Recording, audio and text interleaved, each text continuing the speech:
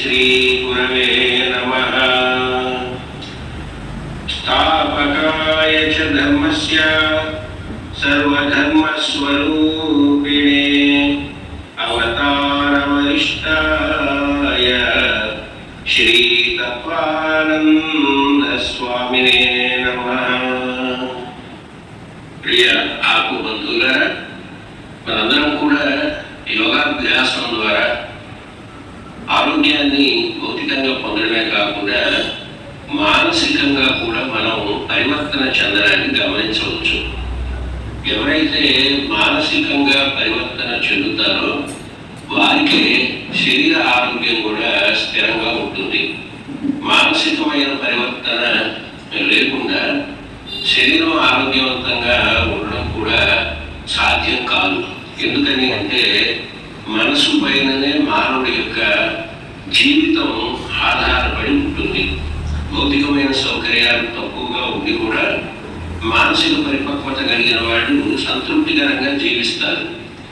భౌతిక సౌకర్యాలు ఎన్ని ఉన్నప్పటికీ మానసికంగా అసంతృప్తికి లోనయ్యే వాళ్ళు సుఖంగా జీవించలేరు. కాబట్టి మానసిక పరివర్తన అనేది మనిషికి ఎంతో అవసరం. ఎలాంటి మానసిక పరివర్తన రావాలి అంటే మనం ఆత్మ విచారణ చేసుకోవటం ద్వారా రావాలి. ఎన్నో ప్రపంచంలో మంచి విషయాలు వింటూ ఉంటాం, గురువుల యొక్క ఉపదేశాలు వింటూ ఉంటాం. అయితే వాటిని యథాలాపంగా విని వదిలివేయటం కాకుండా ఆత్మానుశీలనం చేసుకున్నప్పుడు మనం ఏ రకంగా జీవించాలి, ఏ రకంగా మన నిర్ణయాలు ఉండాలి అనేది మనకు అర్థమవుతుంది.